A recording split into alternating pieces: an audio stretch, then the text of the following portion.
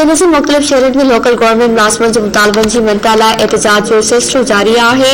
मुलाज़िम पगारूं ऑनलाइन न थियण ऐं ॿिनि मसइलनि जे हल लाइ एहतजाज 5 ॾींहं एहतजाज मुज़ाहिरो करे नारेबाज़ी कई वई। नसीराबाद में लोकल गवर्नमेंट जे मुलाज़िमनि जूं पगारूं ऑनलाइन न थियण ख़िलाफ़ Shah Latif local government employees union जे मरकज़ी सॾ ते अॼु 5 ॾींहं टाउन कमेटी नसीराबाद जे मुलाज़िमनि जो कम छॾ हड़ताल करे एहतजाजी मुज़ाहिरो कयो वियो। नएं डेरे में बि लोकल गवर्नमेंट मुलाज़िमनि सनाउल्लाह कुरैशी, जावेद विरो, शकील मिरानी, जावेद छाणी ऐं ॿिनि जी अॻुवाणी में एहतजाज जारी रखियो। सॼी सिंध जा शहदाद कोट में बि टाउन मुलाज़िमनि ऑफिसनि जी तालाबंदी एहतजाजी मुज़ाहिरो करे टायरनि खे बाहियूं ॾिनियूं। कंबर में भी म्यूनसिपल मुलाज़िमनि कम छॾ हड़ताल करे आशिक उर्पान, ज़ुल्फ़कार भुट्टो, गुलाम हैदर चांडियो ऐं ॿिनि जी अॻुवाणी में एहतजाजी मुज़ाहिरो करे भुट्टा चौक ते धरणो हुयो।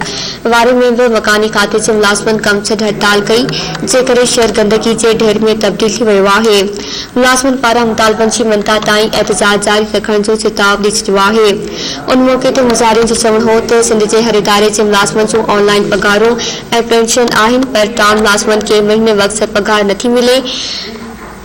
नथी मिली सघे ऐं पगारुनि मां कटौती कई थी वञे। मुलाज़िमनि चेतावनी ॾेई चयो त जेसीं ताईं खेनि पगार रजिस्ट्री ज़रिए जारी न कई वेंदियूं, संदन एहतजाज जारी रहंदो। ॿिए पासे लोकल गवर्नमेंट मुलाज़िमनि जे कम छॾ हड़ताल सबबि मुख़्तलिफ़ शहरनि में गंदगी जा ढेर लॻी विया आहिनि, जॾहिं त सफ़ाई न थियण करे बीमारियूं पखिड़िजी रहियूं आहिनि।